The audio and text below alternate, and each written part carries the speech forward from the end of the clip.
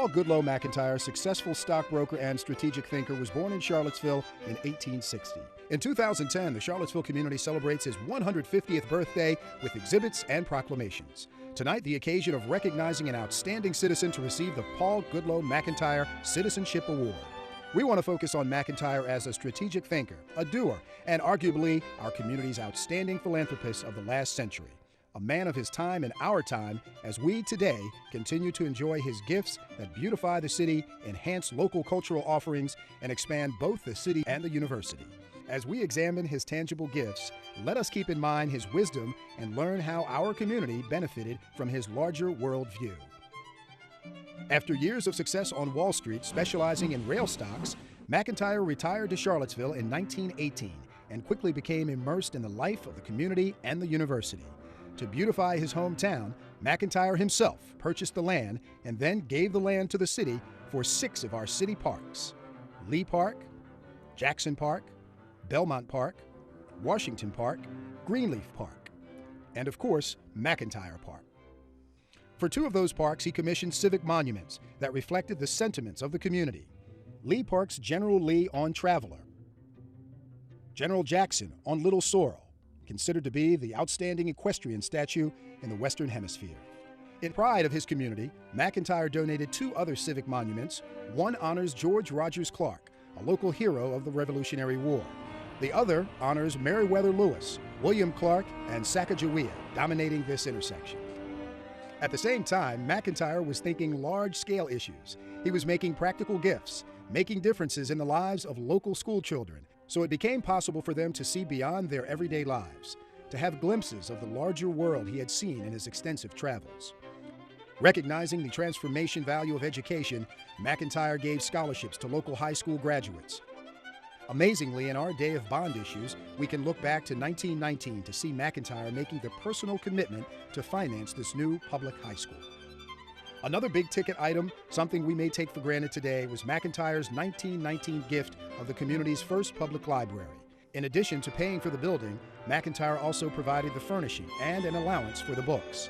McIntire's gifts to the university range from a flagpole to the amphitheater given at the university centennial.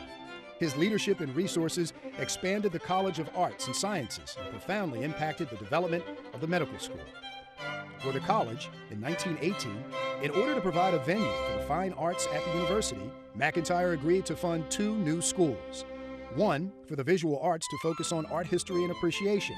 The second was a new school of music, fostering education and music appreciation for the general public. Also in 1921, McIntire funded what we today call either McIntire or the Com School. This was a forward-thinking endeavor, fully described in McIntire's own words. The purpose of this school shall be to give such training for the career of business as will give our youth knowledge and skill in that field, and will inculcate in them those habits of economy and integrity upon which our whole economic life depends. In 1922, McIntire began his 12-year term on the Board of Visitors.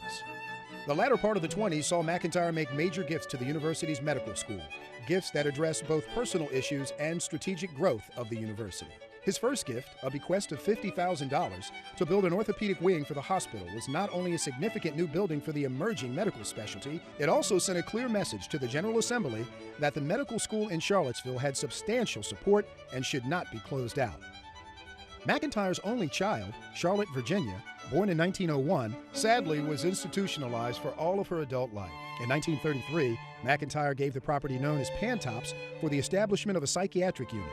While this satellite location did not materialize, the Pantops property was sold and proceeds used to build the Davis Psychiatric Ward on Hospital Drive. McIntire's beloved second wife, Anna, died of cancer. Since 1933, the McIntire Tumor Clinic has maintained a database for cancer research. Following Anna's death, McIntire returned to New York. Having generously given away his personal wealth to benefit his hometown and the university, he lived the rest of his days on an annuity that was sufficient only for ordinary expenses. In 1942, the city proclaimed Paul Goodloe McIntire Day, and several citizens went to New York City to deliver that proclamation. The garden of the original library, now home of the Albemarle Charlottesville Historical Society, features a memorial to McIntire. McIntire died in 1952 and is buried in Maplewood Cemetery. The grave of the strategic philanthropist who forever shaped our community is marked with his simple tombstone. Upon Charlotte, Virginia's death in 1963, residual funds were transferred to the university. Both McIntire's wealth and his wisdom continued to serve. McIntire's life spanned the time of the Civil War to the time of the Korean War. McIntire, shown here receiving the French Legion of Honor, gave his gifts freely, generously, and with a conviction that wealth in material things only matters if it ensures the well-being of the community. His vision and generosity make front-page news today. We can't imagine this city or this university without McIntire's strong financial support and his thoughtful gifts. We owe him a debt of gratitude. As we meet today's opportunities that demand our means and our cooperations for a better community, let's join in sending best wishes to our benefactor and in singing, Happy Birthday!